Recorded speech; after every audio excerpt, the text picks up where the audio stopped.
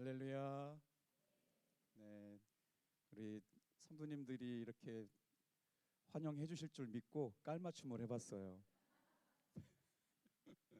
다행히 집에 검은색은 우리 남자 찬양대원들을 좀 따라갔고요. 이 코사지는 어떻게 그걸 준비했는지는 어제 충청역내 그 말씀 전하러 갔더니 안내하시는 영접팀에서 꽃을 달아주셨는데 오늘 여러분 꽃을 달고 오실 줄 아셨나 봐요. 그래서 냉큼 달고 왔는데 우리 찬양 성가대와 한 마음으로 하나님 앞에 예배하고 싶은 마음으로 하나님께 영광 돌려요. 다 같이 한번 따라해 주실래요? 즐거운 찬송을 부를지어다. 세탁소에 갓 들어온 옷걸이가 있었어요. 그랬더니 먼저 와 있었던 헌 옷걸이가 한마디 했습니다. 너는 지금부터 옷걸이라고 하는 걸 절대 잊지 말아라. 새 옷걸이가 기분 나빠서 물어봤어. 왜 저렇게 그렇게 새 옷걸이를 아니 옷걸이라고 하는 걸 저에게 강조하시는 거예요? 잠깐 입혀지는 옷이 너의 신분인 양 착각하지 말고 그렇게 교만하게 건방 떨던 옷걸이들이 잘못되는 꼴을 내가 많이 봤다. 너는 지금부터 옷걸이인 것을 절대 잊지 말아라. 정채봉 작가님의 다 같이 한번 따라해 볼게요. 처음의 마음으로 돌아가라.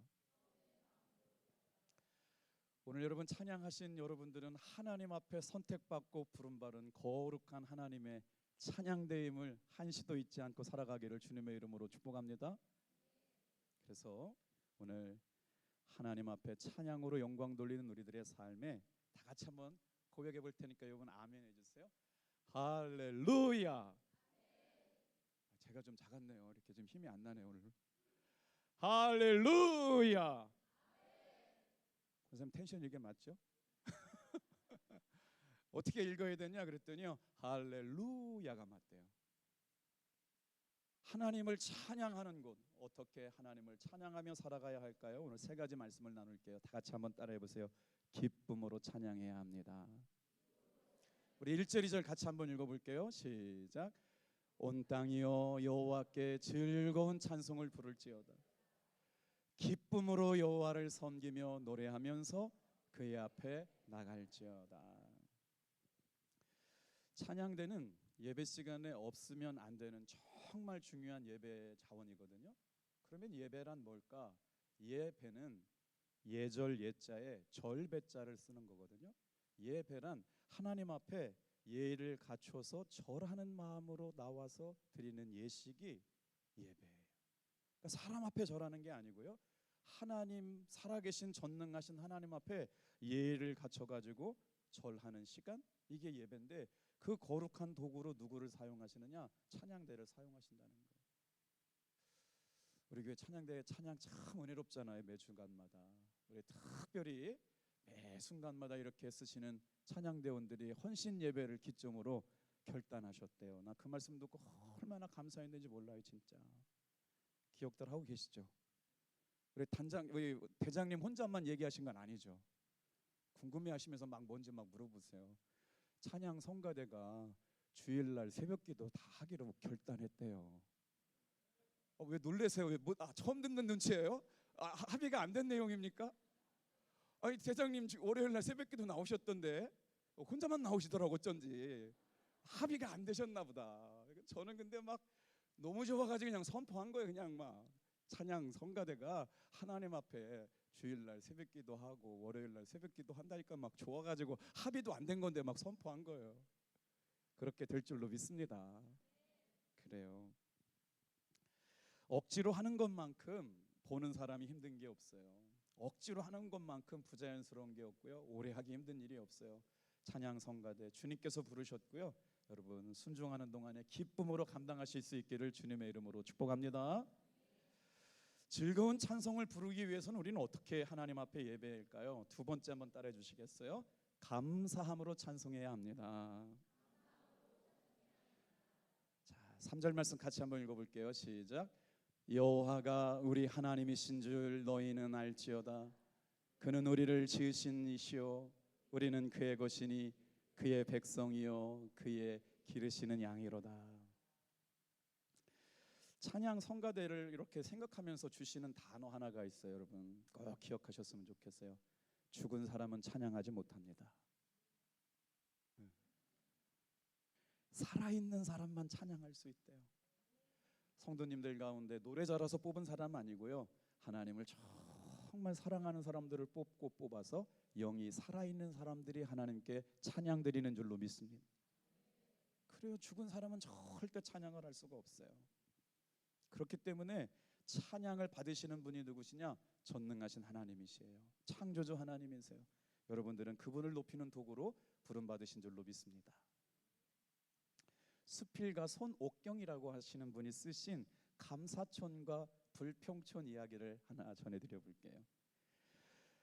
감사촌과 불평촌은 한 마을을 강 하나 두고 사이에 이렇게 두 마을이 형성되어 있는데요, 불평촌 사람들은 무엇이든 불평이 많았대요. 뭘 불평했어요?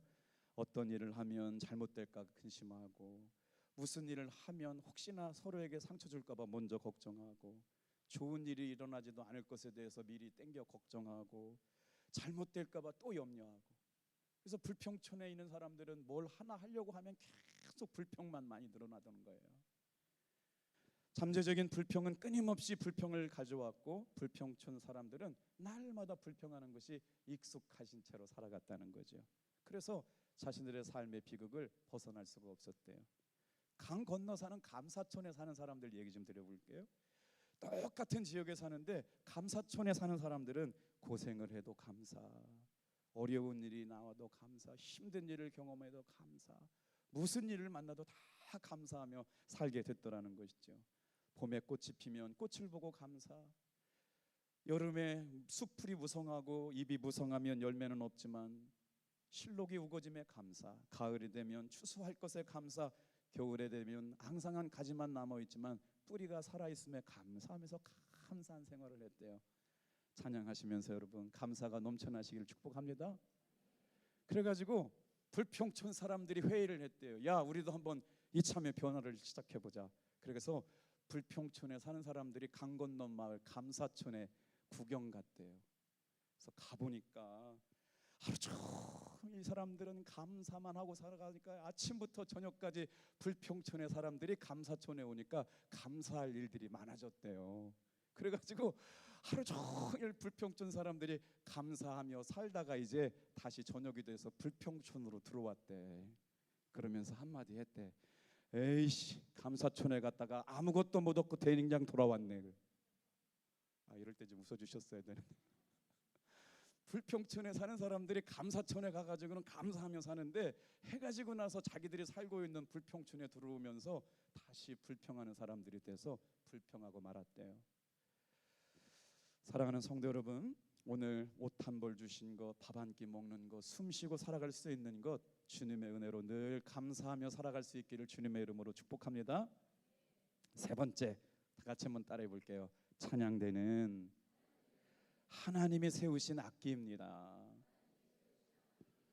다른 시편 좀 한번 몇 절 읽고 마칠게요. 시편 69편 30절 31절 같이 한번 읽어볼게요. 시작. 내가 새 노래로 하나님의 이름을 찬송하며 감사함으로 하나님을 위대하다 하십니다. 오늘 31절 시작. 이것이 솥 곧 뿔과 굽이 있는 황소를 드림보다 여호와를 더 기쁘시게 함이 될 것이다.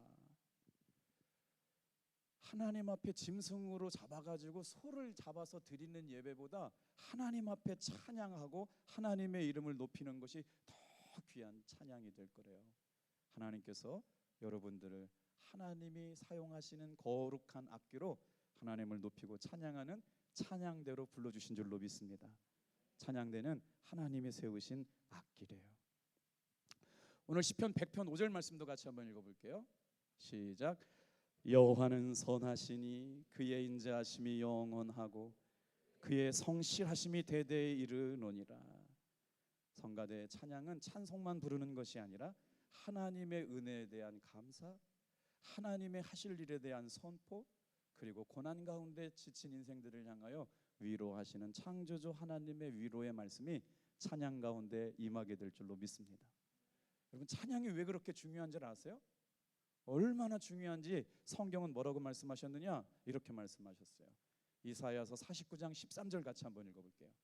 이사야서 49장 13절 제가 읽어드릴게요. 하늘이여 노래하라, 땅이여 기뻐하라, 산들이여 즐거이 노래하라. 여호와께서 그의 백성을 위로하셨은즉 그의 고난당한 자를 긍휼히 여기실 것이라.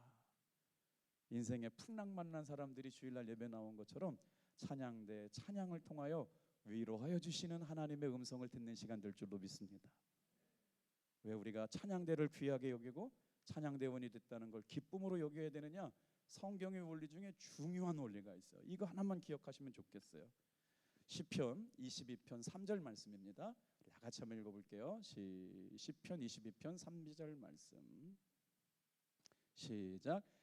이스라엘의 찬송 중에 계시는 주여, 주는 거룩하시도다. 탑동교회 찬양대 거룩의 수준이 여러분의 수준일 줄로 믿습니다. 탑동교회 성도들의 거룩의 수준이 여러분의 수준이에요. 그런데 하나님은 어디에 계시느냐? 찬양 가운데 거하신대요. 매 주일마다 찬양 가운데 거하시는 하나님께서 찬양 성가대의 찬양을 받으시고 우리 예배 가운데 임재하여 주실 줄로 믿습니다. 그때 하나님을 만나는 거 아니에요? 그 찬양 가운데 거하시는 하나님, 주는 거룩하시다. 이 귀한 사명을 잘 감당하여 기쁨으로 감사함으로 하나님이 세워주셔서 노래하고 영광 돌리는 귀한 종들 되길 축복합니다. 기도하겠어요.